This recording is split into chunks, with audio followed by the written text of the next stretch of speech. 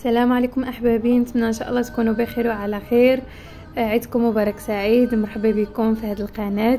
غبرت عليكم بزاف حيتاش كنت حامله، ما كانش عندي القناه لا للتصوير ولا المونتاج ولا الوالو، ولكن ان شاء الله دابا راني رجعت معكم. غادي نشارك معكم هذا الفيديو فيه التوجات ديالي ديال العيد، وفيه اللبسه ديالي واللبسه ديال وليداتي، وفيه بعض اللقطات من السفر ديالي لمالاكا.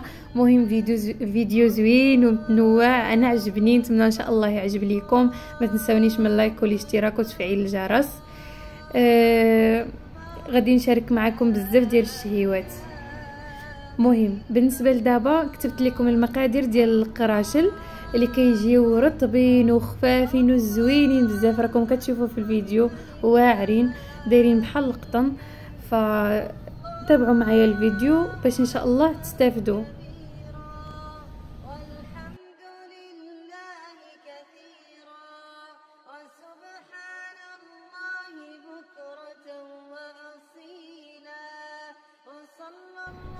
بالنسبه لدابا غادي ناخذ واحد جبانيه تكون غارقه، طبعا غادي نديرو فيها داك الحليب دافئ، وواحد معلقه ديال الخميره الفوريه، ومعلقه ديال السكر.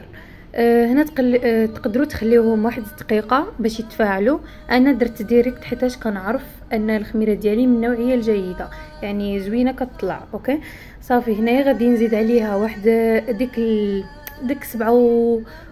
75 غرام عفوا ديال الزيت، وجوج بيضات. بالنسبه للبيض غادي ندير وحده كامله، وحده غادي نحيد ليها الصفر غادي نخليه للتزيين. هنايا غادي ناخذ واحد معلقه صغيره ديال الخل الابيض، وجوج معالق، وحده ديال النافع وحده ديال حبه حلاوه. هنا كيبقاو اختياريين، انا كيعجبوني حيتاش كيعجبوني القراشل يكونوا هكا منسمين بديك الريحه ديال حبه حلاوه والنافع، وانتوما يبقى عندكم الاختيار. هنايا غادي نبقى نزيد الدقيق شويه بشويه حتى نتحصل على واحد العجينه تكون كتلصق في اليدين، يعني ما خاصهاش تكون قاصحه باش يجيو لكم القراشل يكونوا خفافين وزوينين ورطبين. صافي. هنا غادي نبقى نزيد الدقيق غير بشويه بشويه تدريجيا. ما تزيدوش الدقيق دقه واحده باش ما يتكونوش لكم دوك الكريات الصغار. مهم نتوما راكم عارفين. صافي. هنا كنخدم غير بالاصابع ديال يدي حتى نجمع العجين. صافي. هنايا غادي ناخذ واحد الطبسيل ندير فيه غير شويه ديال الزيت باش ما يلصقش ليا العجين فيه، وغادي نخوي فيه ديك العجين وغادي نخليه. غادي ندير ليه بلاستيك غذائي وغادي نخليه يخمر لمده 45 دقيقه حتى لساعه. صافي. هنايا من بعد ما ضعف الحجم ديالو وخمر غادي نشكلو كريات صغيورين فيهم نقول واحد 55 غرام هكاك، غير صغيورين حيتاش غادي يضعف الحجم ديالهم باش يجيو لكم زوينين حتى في الشكل ديالهم. صافي. كما كتشوفوا كندهن يديا بالزيت وكنشكلهم كريات وكنحطهم في الصينيه. بالنسبه للصينيه انا درت ليهم هاد الورق الطبخ، نتوما تقدروا ديروهم دهنوا غير واحد الطاوه دهنوها غير بشويه الزيت. صافي. وغادي تحطوا فيهم هاد الكريات. هنا غادي ناخذوا داك اصفر البيض اللي خلينا قبيله، انا زدت معاه غير شويه ديال القهوه. نتوما تقدروا ديروا معاه يا اما قهوه سريعه الذوبان، اولا تقدروا ديروا معاه واحد معلقه ديال الحليب اولا معلقه ديال الخل هكا باش تحيدوا لي هذيك الزفوره ديال البيض. صافي. غادي ندهنوا ديريكت دوك الكريات ديال دوك القراشل، غادي ندهنوهم يعني ديريكت، وغادي نرشوهم بشويه ديال الجنجلان. حتى هاد الخطوه كتبقى اختياريه، تقدروا ترشوهم بجنجلان، تقدروا تخليوهم هكاك. المهم كل واحد وكيفاش كيحبهم. صافي. وغادي نخليوهم يخمروا واحد 15 دقيقه اولا نص ساعه على حسب الجو وعلى حسب الخميره، يعني واش جيده ولا لا. كما كتشوفوا بالنسبه للفران غادي نديروهم على درجه 180 درجه، وكنشعلوا ليهم لتحت حتى يطيبوا، عاد نشعلوا عليهم من الفوق. هنا غادي نشارك معكم المسمن ديالي اللي كيجي زوين بزاف وبطريقتي، نتمنى ان شاء الله يعجب لكم. بالنسبه للمسمن خديت هنا 500 غرام ديال الدقيق الابيض، زدت معاه واحد 3 المعالق ديال الزيت العاديه، وواحد معلقه صغيره ديال السكر، واحد نص معلقه صغيره ديال الملحه، واحد الزا احمر.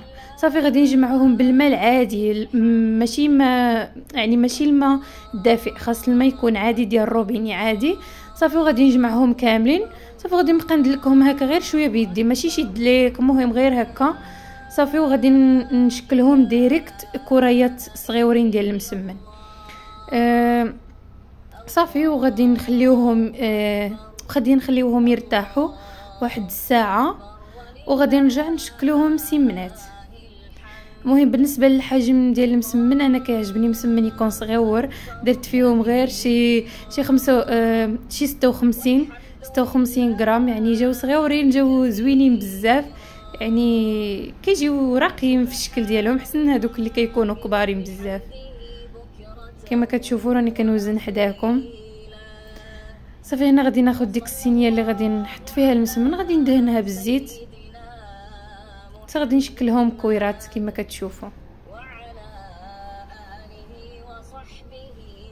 المهم راهم كاملين بحال نفس الميزان، كيجيو زويونين كما كتشوفوا، راهم صغيورين.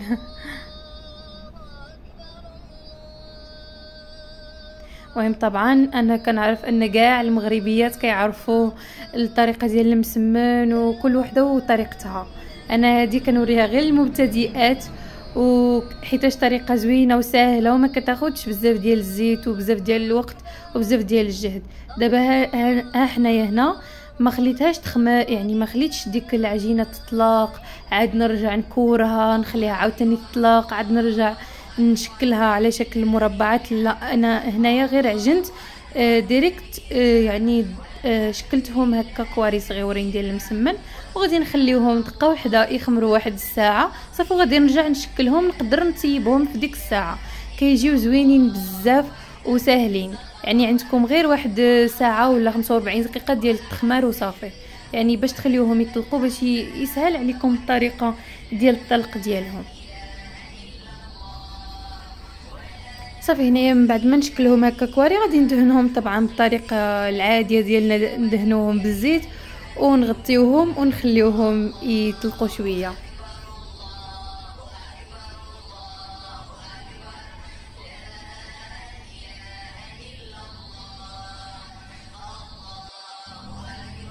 هنايا كما كتشوفوا دابا راه خليتهم 45 مينوت ورجعت لعندهم. دابا كنبداو بديك الاولى اللي شكلناها كره، غادي ندهنوا ليها. انا هنا خلطت ما بين الزيت والزبده، وعندي هنا عندي هنا الفينو، السميده ديال الفينو اللي كتكون رقيقه. صافي هنا غادي ناخذ ديك الكويره، غادي ندهن ليها الزيت، والمهم داك المزيج ما بين الزيت والزبده، وغادي ندهن وغادي نرش عليها شويه ديال الفينو، وغادي نقلبها. يعني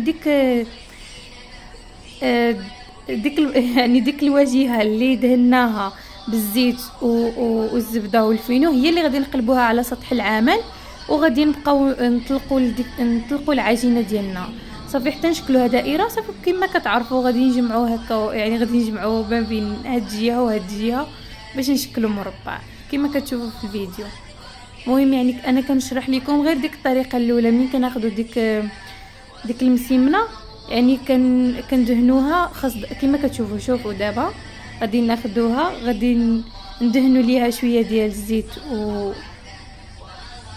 وغادي نرشوا عليها شويه ديال الفينو. صافي كنقلبوها وكنبداو صافي كنشكلوها كما كتشوفوا. المهم هذه غير حبيت نشاركها معاكم. صافي نتمنى ان شاء الله يعجب لكم، ونتمنى تجربوه علاش لا بهذه الطريقه. وتبارك الله على الحاجات.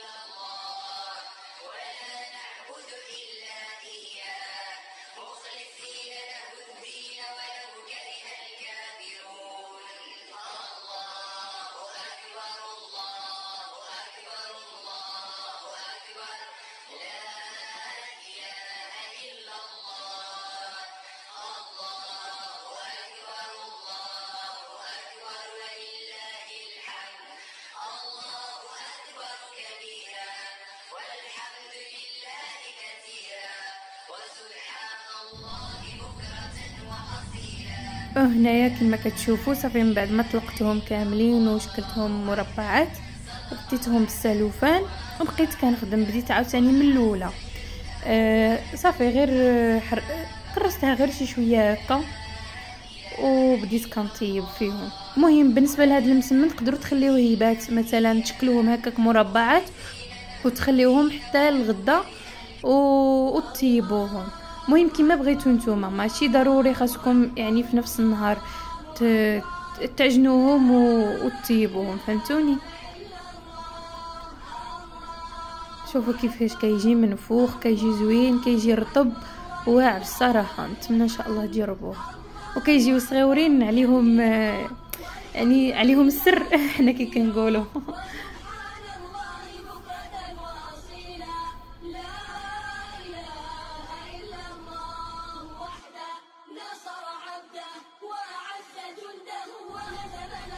وها نتوما كي كيجي زوين. هنايا غادي نحضر معكم تارته ديال اللوطوس. بالنسبه هنا خديت البسكوي ديال اللوطوس تحمطو في الهاشوار وبقيت ودوبت شويه الزبده في الميكروندا وبقيت كنزيد شويه بشويه حتى نتحصل على هاد اللوطوس، يعني حتى يتجمع، يبقى كيتجمع ليا باش منين نخويه في المول يعني يبقى يعني يجيني سهل باش نصاوبو هكا. يمكن ما كتشوفوا غادي تبقاو تزيدوا شويه بشويه الزبده حتى تحصلوا على هاد بحال هكا.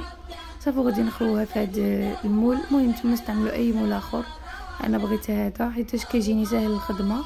صافي غادي نبقاو نسرحوا داك اللوطوس وحنا كنضغطوا عليه باش تجي لنا طبقه متساويه. هنايا غادي ناخذ جوج كيسان، واحد 500 غرام 500 مليلتر ديال الكريم فريش اللي كيكون حلو. وخديت هنا واحد مهم نقول واحد علبه وشي حاجه علبه لا نص علبه ديال هاد الجبن ديال ميركادونا. نتوما تقدروا ديروا ماسكاربون ولا جبلي ولا شي نوع اخر، ماشي ضروري زعما هذا. وزدت معاه واحد معلقه ديال كريمه اللوطوس باش تعطينا المذاق. بالنسبه للكريمه ديالكم ولا عندكم كريمه ما فيها السكر زيدوا السكر يعني قبل ما تبداو تطلعوا الكريمه زيدوا السكر. المهم انا عندي كريمه فيها السكر وديك كريمه اللوطوس حتى هي حلوه، داكشي علاش ما زدتش. صافي هنا غادي نضرب مزيان الكريمه ديالي حتى تطلع. صافي غادي نعمرها هكا في كيس حلواني باش تجيني الطرطه ديالي مقاده، تجي نفس الكميه ديال الكريمه كما كتشوفوا بهذه الطريقه. المهم كناخذوا ديك الطاوه اللي درنا فيها البسكويت ديال اللوطوس، غادي نديروا عليها طبقه اخرى ديال هاد الكريمه اللي حضرنا. صافي هنا غادي ندخلها للثلاجه حتى تبرد وناخذ ديك الكريمه ديال اللوطوس غادي نديرها شويه في ميكروندا وغادي غادي ندوبها شويه في ميكروندا وغادي نزيدها الفوق، يعني هي الطبقه الثالثه. صافي والتزيين خديت هكا في الاول شويه ديال البسكويت ديال اللوطوس خليته للتزيين كما كتشوفوا. نتمنى ان شاء الله تعجب ليكم. انا غادي نشارك معاكم الدلعه او ديال الطاجين بلا مرقه، يعني ما كنستعملوش ليها، كنستعملوا ليها غير واحد نص كاس ديال الماء. بالنسبه للتوابل درت نص معلقه ديال الكمون، نص معلقه ديال الابزار، شويه د الملحه، معلقه ديال التحميره، نص معلقه ديال السكينجبير ونص معلقه ديال الثومه بودر ونص معلقه ديال القزبور بودره وشويه ديال الزيت وشويه ديال الملون الغذائي. انا هذاك كيعجبني حيت ما عنديش الزعفران الحر تقاد ليا داكشي علاش درت هذا، يعني ملون واخا ماشي زوين ولكن مهم ماشي مشكل.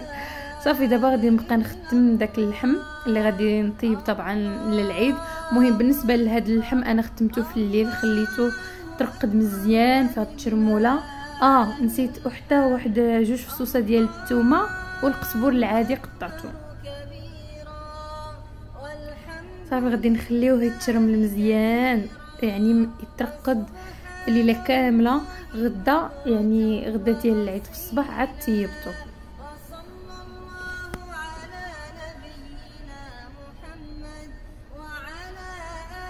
كما كتشوفوا غادي تدخلوا ديك الترموله كامله في هذا اللحم. هذه راها اظن ضلعه، يعني ضلعه ديال الحولي. انا غادي نغطي الكاميله ديالي ولا الطاجين، غادي نخليه دابا الصباح. نط شعلت ليها، درت ليها غير شويه النار تكون منخفضه بزاف. كما كتشوفوا شوفوا شحال ديال الماء طلق ليا اللحم. صافي. وغادي نزيد عليه واحد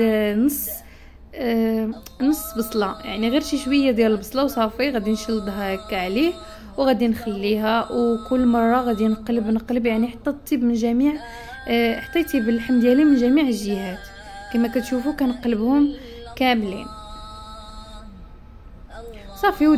درت معاهم البرقوق هكا معسل. نتوما تقدروا ديروا معاهم الاناناس والبرقوق معسل، كيجيو زوينين. هنا درت عاوتاني الكرشه اولا الدواره.